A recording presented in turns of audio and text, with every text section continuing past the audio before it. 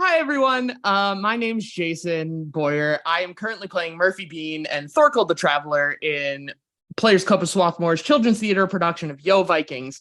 And I was asked by the director and the social media team if I would do an interview with someone who I know very well. This is actually my second time in the show. I was lucky enough back in 2010 to be in the world premiere at Upper Darby Summer Stage. So today I have with me the director of that show, who also wrote the book and the lyrics for this show, and is also a fellow PCS alumni, former resident of Swarthmore, Mr. Marcus Stevens. How are you? I'm good, Jason. I'm so glad to be here. It is such a, you know, it's such a crazy thing that, I grew up in Swarthmore. I grew up doing shows at the Players Club and Summer Stage like you. And like I wrote this show for Summer Stage and just like coming full circle like this with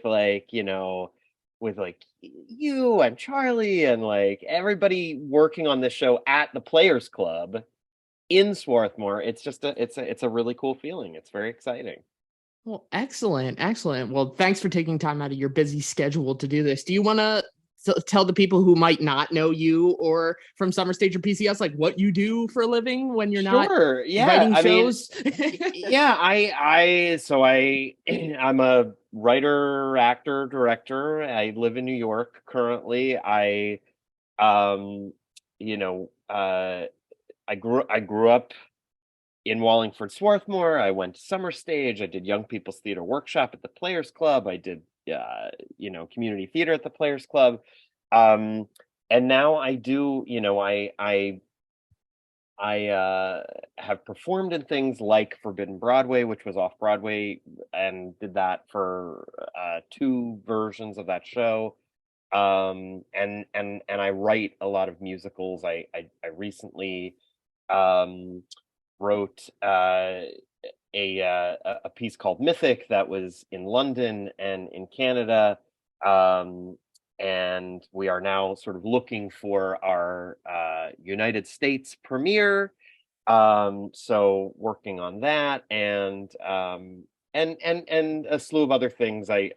Family theater like Yo Vikings is really sort of my sweet spot and a great love of mine. I wrote some shows for TheaterWorks USA, one of which was the adaptation of Dragons Love Tacos, which was super fun. And so yeah, so I grew up making art, and I'm gonna keep doing it. That's great. That's great. Yeah. Yes. So obviously you and me, we go way back to Oh when my we like gosh. I back. I've directed you. I directed you at Summer Stage in so many shows. Oh my God. Yeah. Like five or six. Yeah, yeah. And this was a really special one because this was like, this was the premiere production of it. And it might have been, this wasn't the first time we met, right? We had done maybe one other show before that, No, right? this was the first show that That you you worked on. directed me in. I think Yeah. so. Yeah, I yeah. think we Because had seen each other around, but not. yeah, but I think this might have been the first time we ever worked together. Yeah. Yeah, Like which is really cool. I remember when I was in Elliot and the Magic Bed in 2008, which is another show you wrote. Um Right. I was we were in rehearsal and you were directing main stage that year, which was my favorite year. Yes. The musical. For the people who don't know, the show's called My Favorite Year. Right. It also happened to be your favorite year, but it was no, I'm For kidding. sure, yeah. For sure, for sure.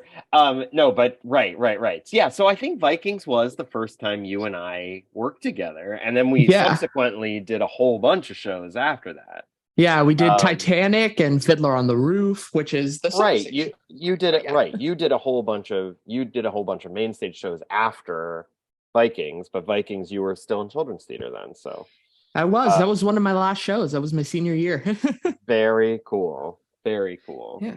So I know the story because I was in the original production, but for the people who don't know, what inspired you to write Yo Vikings? Like why this story? Why this children's book, this local story? Yeah. Yeah, I mean, well, so I grew up knowing, so Emma Schachner, who the story is Judy Schachner, who wrote the book, who is a best-selling children's author. She wrote the Skippy John Jones series. She is like the real deal. But her daughter Emma was a few grades below me. And so I grew up knowing that family. And uh and I remember as a kid driving by their house and seeing the dragon's head mast of the actual Viking ship that they had in their backyard sticking up over the hedges. And it was a famous story, in the town where I grew up. I mean, it was a famous story that Emma literally wrote to, a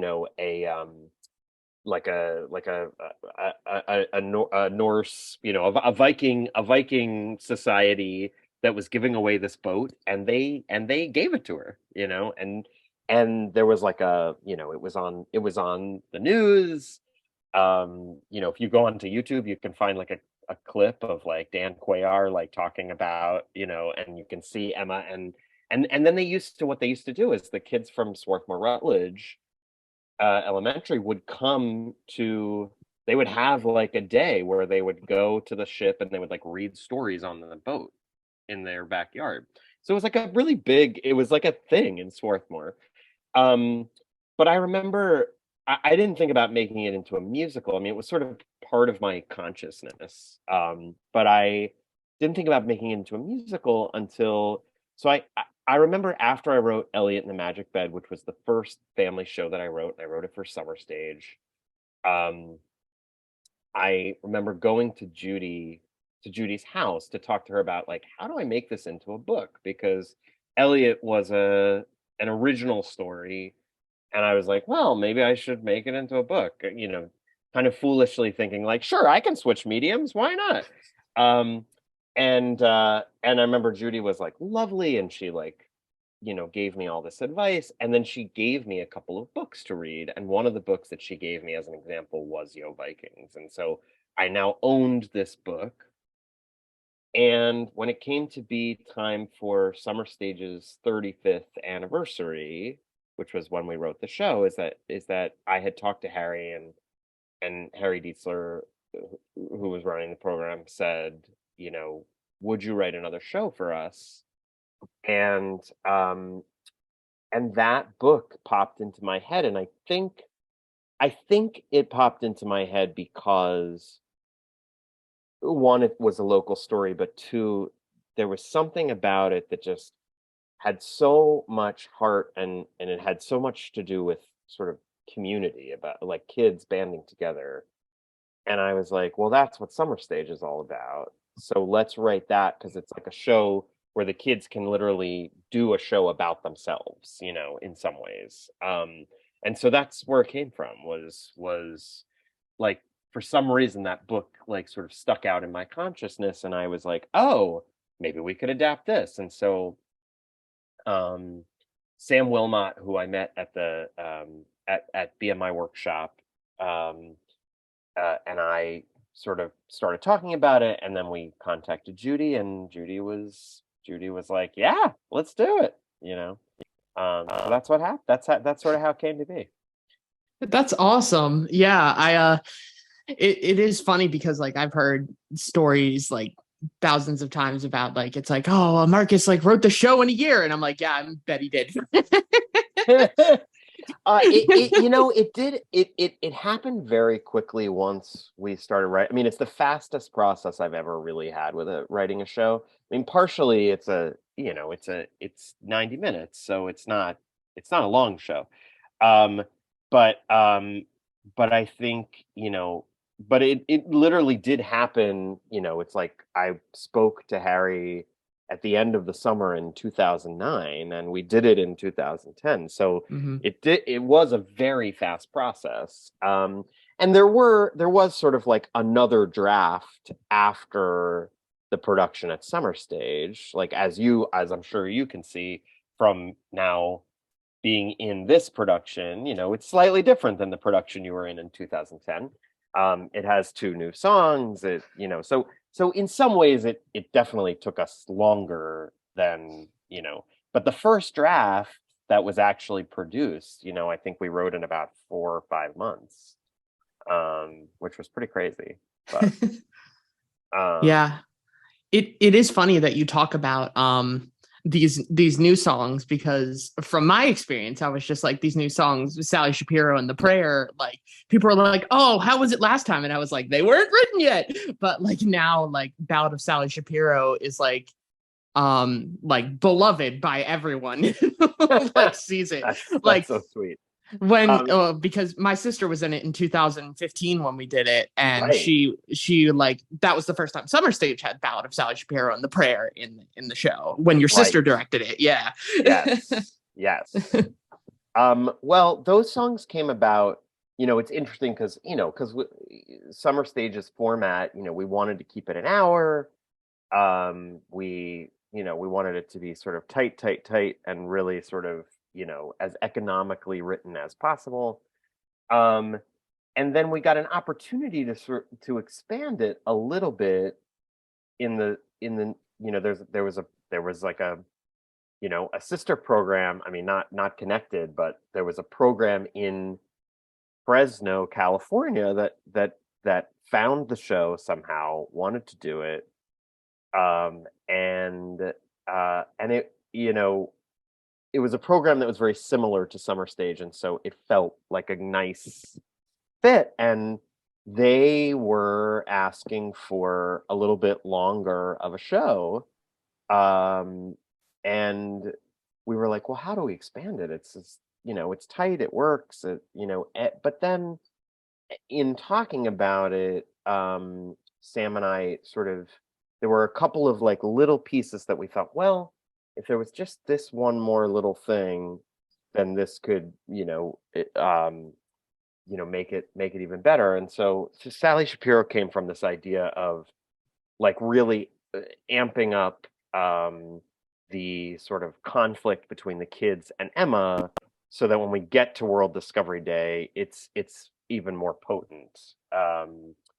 And then, and so that's where that song came from. And The Prayer really came from sort of like that, that middle section in the show where they're having, for those of you that don't know, there's a big adventure, the big fantastical adventure in the middle of the show. And there's a lot that happens. There's a frost giant, and there are boats, and there are, there are ravens, and it's like as much Norse mythology magic that you can shove into like a 10-minute sequence, right? And one of the things that we felt about the first Summer Stage production was that it was hard to follow that, because the audience needed a break. The audience needed a moment to reflect on what was about to happen. And so we're like, oh, well, wouldn't it be great if Bothvar was like, yeah, we're going to go on this adventure, but first we pray.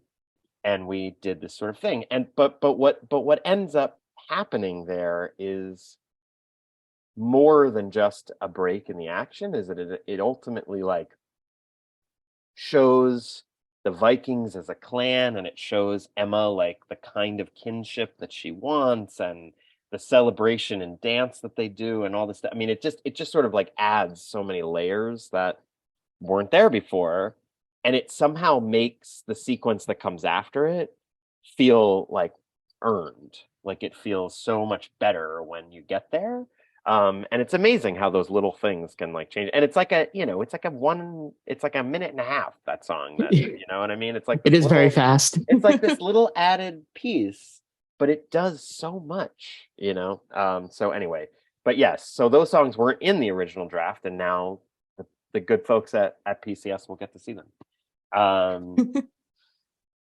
Yeah, that's awesome. I wanted to specifically talk to you about that, because like for me, I think it's been interesting, because when we did the show, we had like 70 or 80 kids in the show. Yes. It was a large cast. It was very large. 70 to 80, 12 to 17-year-olds doing the show in 2 weeks. And now we have this sort of like, it's not even like trimmed down, but it's like, so we have 11 people in our cast, basically. Like, so were there any differences when you were like trying to write that? Because we know we have these like other like speaking, we have Gunther in our show, or Gunther, if you will. Perfect. he Love it. he takes all the lines of Phyllis and Pasha and Right. all of them. Right. We put in 4 ensemble characters that had, ensemble kids that had some lines that could also play Vikings. And in some productions, those characters are included. In some productions, those characters are not included. You can do it, you could do it with 10. I think the smallest you can do it is with 10 people. And then, and in your production, it's like, you know, it was decided to have one of those characters, which is great. That's a great thing too. So, but I think, the original show was built for summer stage. So it was like, we want to have these separate choruses. We want to have a Viking chorus, and we want to have a kids chorus, and that's what you got to have at a program that does shows for 80 children in each cast. But then when we did the production in Fresno and subsequent productions, we were like, well, we need to make it smaller, or at least we need to make an opportunity for people to be able to do it smaller, because not every program is like that. And so we wanted people to be able to do a more, um, a smaller cast version of the show. And so, and it makes so much sense anyway to have like the kids double as the Vikings, because it's got this sort of Wizard of Ozzy thing where in a sense, like she's imagining these imaginary Vikings, and so they happen to be modeled after the people in her world, you know. So it kind of adds another layer that makes it even cooler, which is great.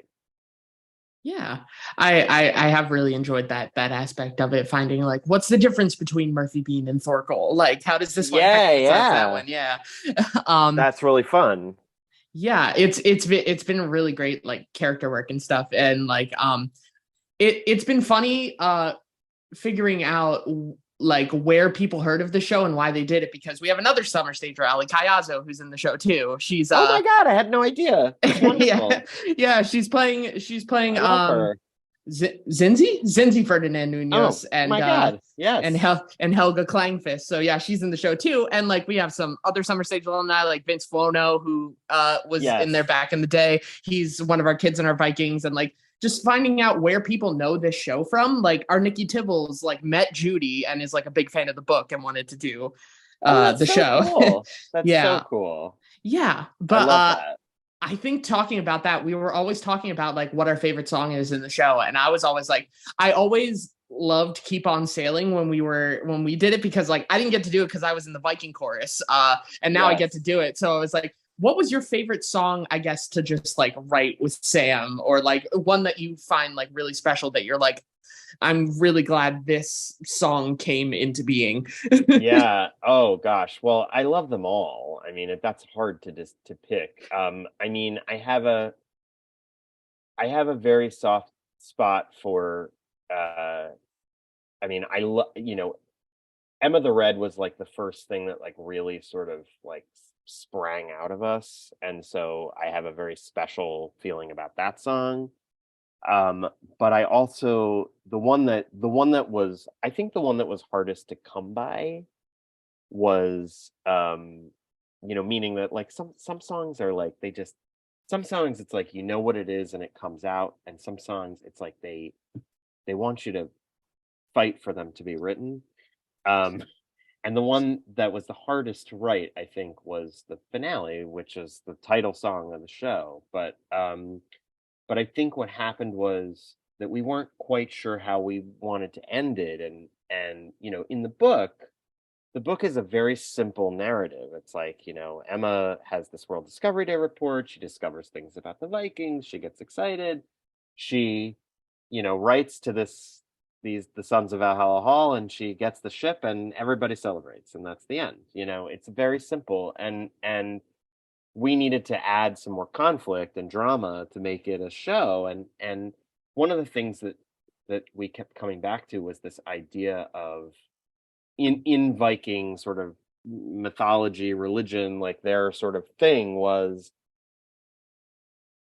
ultimately we may lose the battle, like the great battle of Ragnarok or whatever, we're going to lose, but it's the trying, the fighting that it's the fact that what we're fighting for is honorable, and and somehow this whole through line of the library, which is not in the book, but we sort of discovered this idea of like, oh, well, what if the library where she learns all this stuff about the Vikings is closing, and then she uses the Viking ship to try and raise money and to try and like save the library. And we were like, well, how does that happen, and what is the ending? And I remember us having this day where I said, oh, well, that's it, it's a Viking story, so we don't know if they save the library or not. It's the adventure that matters. And then when that clicked in, it was like, oh, we don't have to tie it up with a bow. The idea is they're going to go and they're going to fight and they're going to face the dragon, and they might win and they might not, and it doesn't matter because they're doing it together as a community. And Emma has now learned how to use her imagination to pull people together instead of push them away. Um, and so that song became this like battle cry song of like, this is what Vikings do, and we're going to do that too. But it took a really long time to figure out what that ending was going to be. And when it finally clicked and we wrote it, I'm just, and every time I hear that song, I'm just so proud of it because it took so long to like get there, to figure out like, what is this thing. Um, It's Yeah, it's so great that you talk about community because as you know, we are a community theater. So it's yeah. and that's been a big thing about this year, and like coming back especially after the past couple of years, and like Hmm. getting theater, trying to get it back to where it was, but like making sure that there's more togetherness from that. I guess I would ask like in your time like trying to write this show, like what was your main like goal? Like you were talking about togetherness and like the adventure is what matters, but could you just elaborate on that like a little bit more? Like what was the main overarching theme, the message you wanted to get out? There we go. Yeah, I mean, I think, well, as I said before, I wanted to write a show that was sort of about these kids that I grew up doing theater with. Um, and the story of, Vikings feels so close to that to me because, thematically it's about this kid with this it's about a kid with an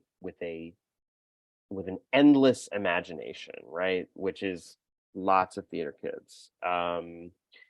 And she wants to, she wants to bring people to her. She wants to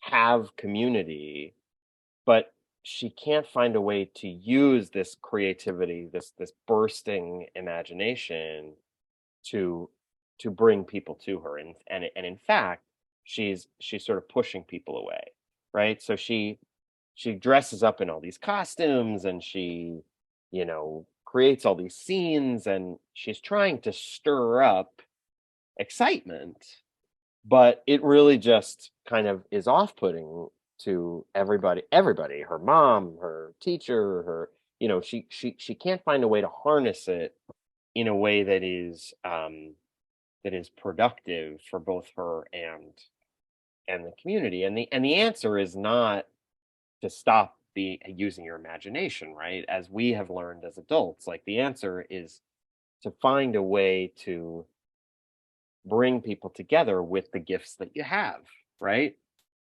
And so this idea of Emma discovering that she can do these, she decides that she's going to channel a real Viking, and she's going to be this Viking, and Vikings are honorable, and Vikings fight for what they believe in, and Vikings do all this stuff.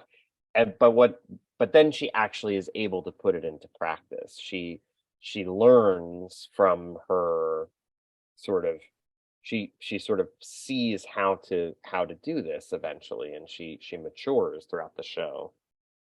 And she says, "Oh, well, what if I what if all these kids wrote to the Leif Erikson Society and got this ship, and we used it, we made a fundraiser out of it, and we tried to tell people how important the library is that's closing."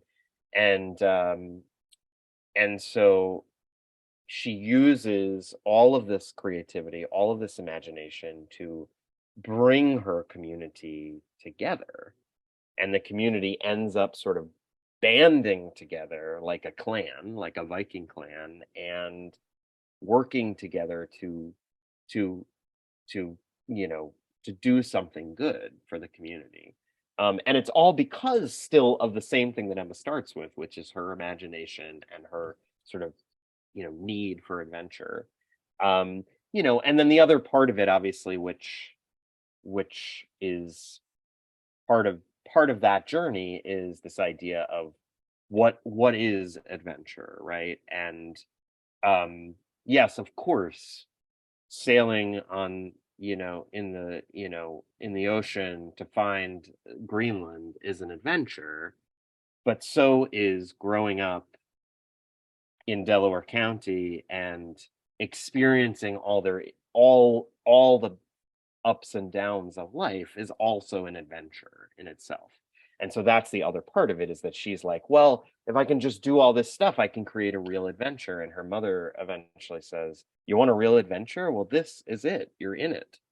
This is the real adventure. And that's sort of the turning point for her, where she's like, oh, well, I can use this, and I can, let's save the library. And that is an adventure in itself, right?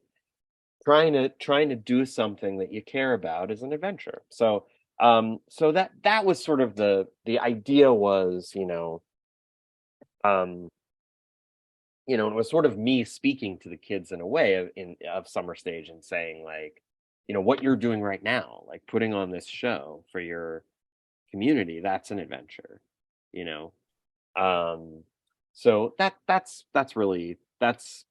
the major sort of thematic elements, and the sort of idea of how it connects to community. And what I love is that with every production that I have been involved with, either hands-on or tangentially, it has sort of affected different communities in different ways. And it seems to really resonate with each community, even though all of them are different. You have one in Fresno, you have one, it's just it's fascinating, and it feels very special that happens. Yeah, you were saying about different communities. That just reminded me.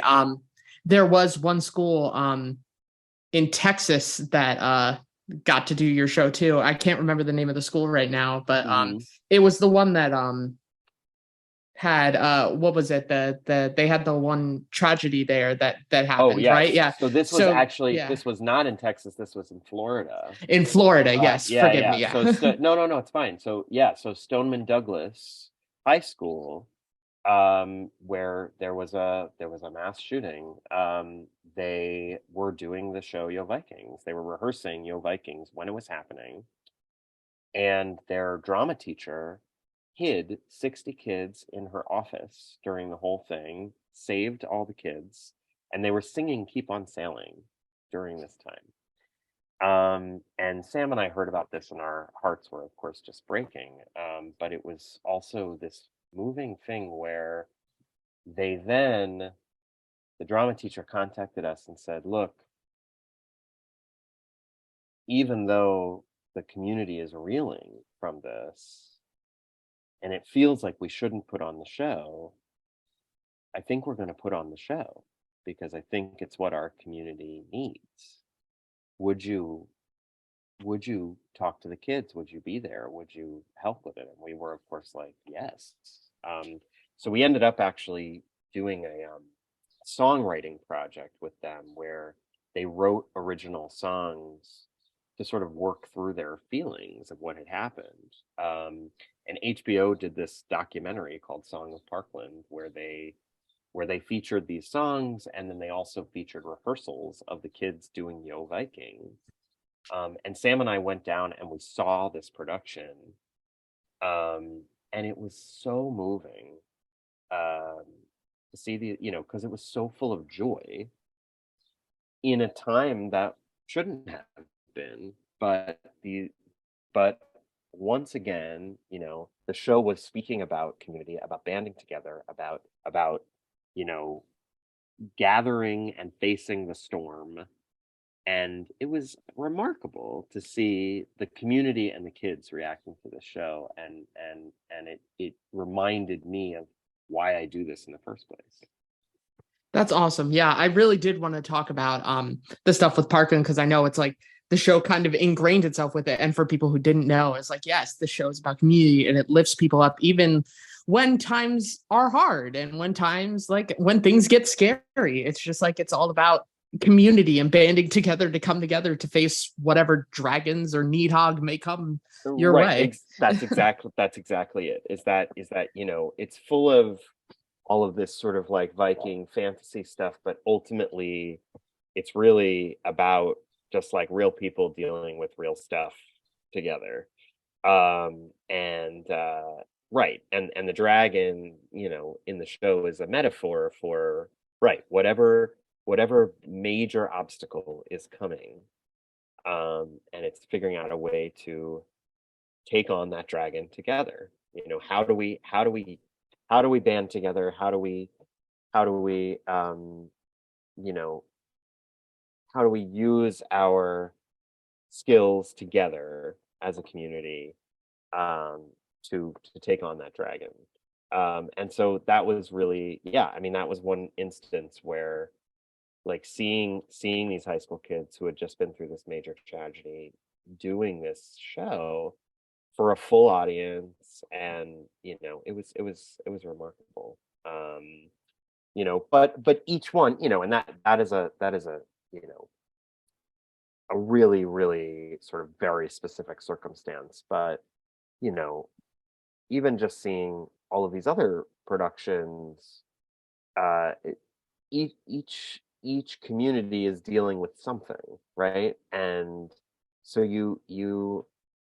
it really is, it's magical for me to see how they all respond to this story, and how it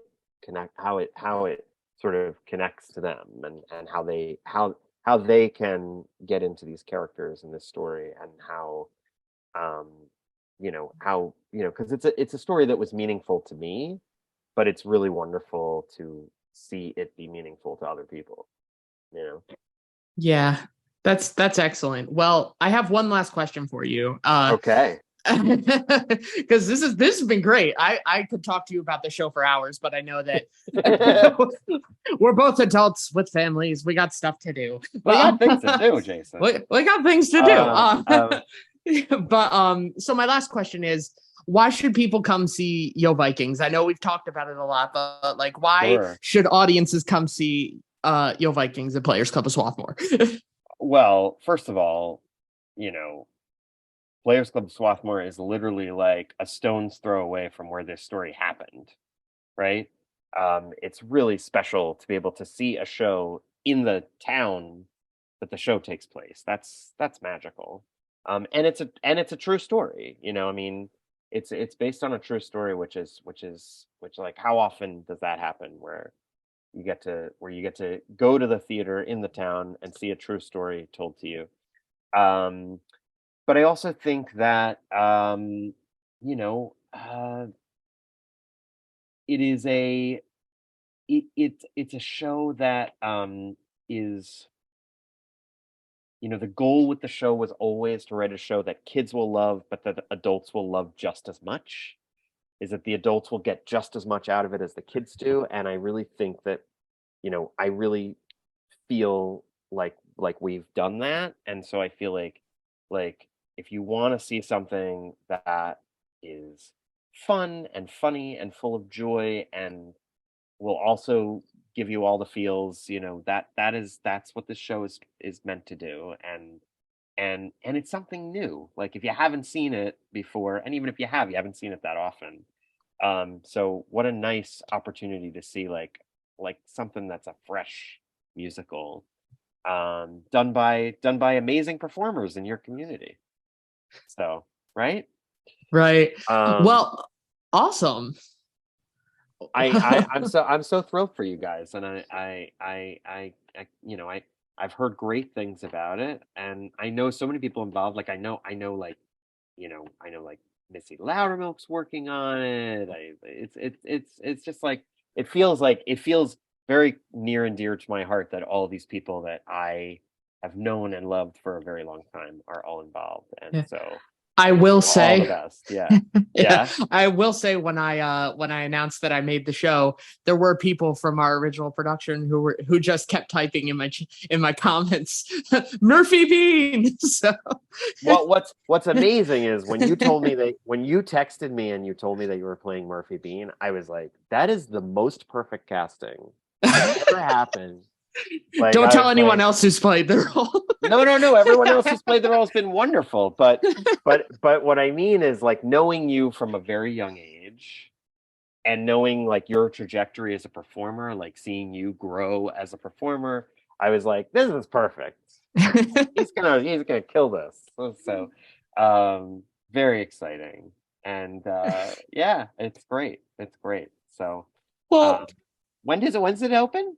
We open the last week in June, that last Friday in June. We go right through July 2nd. It's the Friday, Saturday, Sunday, and then the following Friday, Saturday, Sunday, right before 4th of July. Yeah. You gotta go, people. Go and you see gotta the go. Show. They're gonna be great. The writer of the show is telling you to come see it. You heard it here first, folks. Go see it. And if you're in Swarthmore, like, you might have been his neighbor at one point. So. That's right. You might have been Judy's neighbor. You might have been Judy's neighbor. Right. You know the story. Go see it. Right. I love it. Well, thank you for this, Marcus. This was wonderful. I'm just going to stop the recording now, but please come see Yo Vikings. It opens last weekend in June. We run through 4th of July weekend. It's going to be wonderful. You can buy tickets at pcstheater.org. All right.